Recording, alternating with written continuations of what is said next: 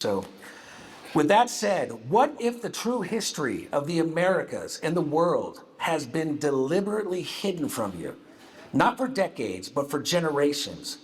What if secret societies, powerful elites, and global organizations have worked in the shadows to erase our past, distort our origins, and conceal the true destiny of the human race? What if? Is it possible? I say it is. Organizations like the Vatican.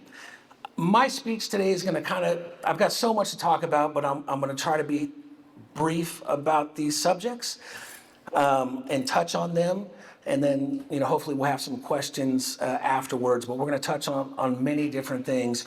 But the Vatican absolutely has been hiding records, not just from the Aztecs. It is foolish to believe that when the Spanish arrived, that they destroyed the codices of the Aztecs. They did not. Sure, they burned a few just for show and tell, but they kept those records. The Vatican has been, for its inception, been holding on, gathering knowledge from across the world. That includes from Egypt, from Asia, from all across the lands. Now, we've gotten glimpses of the ancient records that the Vatican has. So we get codices that got released or snuck out that the Vatican has about the Aztecs. So I just want to let you know that the Vatican is one of those organizations that absolutely has been working to hide our true history and to create a distorted version of that history to their own uses, to, of course, control or to manipulate, or to keep you from knowing your true individualized destiny. John Wesley Powell, how many people have heard of John Wesley Powell? Right? We think of John Wesley Powell as a great explorer. And I'm not here to say anything bad, but do you know who funded John Wesley Powell's first expeditions? It was self-funded by him and elite institutions. It was not the government. That was his second exploration when Congress funded that. But John Wesley Powell also became the founder and first director of the Bureau of Ethnology. He's best known, of course, for leading the first U.S. official expedition to the Grand Canyon and was appointed by Congress as the new head of this department for the Smithsonian. So what was he doing? He was studying Native American cultures, languages, oral histories, and retrieving artifacts. These are facts. Now, he says his mission was to record and preserve the tribal traditions, but controversy, of course, followed, because Powell, if you don't know this, was a very strong critic of the lost race and ancient civilization theories. He was all about isolationism. And so everything that he did was to paint a picture for the public that there's no way that the Aztecs were connected to the Egyptians or to the Samaritans or to the Maya even in South America. So John Wesley Powell was not just looking to map the areas. In fact, areas that he was coming upon first, they were taking these artifacts from giants and other cultures, and they were giving them to the Smithsonian and hiding them away from public view and public knowledge. That is a fact.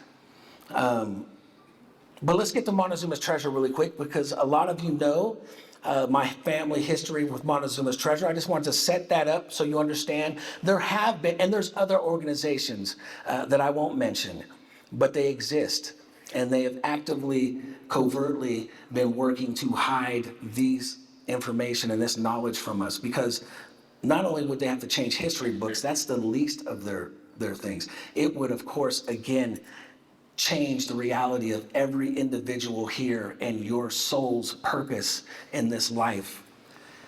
And so let's get to Montezuma's treasure. How many have heard of Montezuma's treasure? Make some noise. How many believe that the Aztecs were in Utah? By making some noise, since I can't see you. Yeah. So see, I'm probably preaching to the choir here, but many people have asked me and said to me, Dan, you're talking crazy. How could the Aztecs have ever been in Utah? How would they get there? And I have to remind them and tell them the Aztecs themselves say they came from this area, from the north, from a place called Aztlan. And Aztlan is Atlantis. This is the same civilization.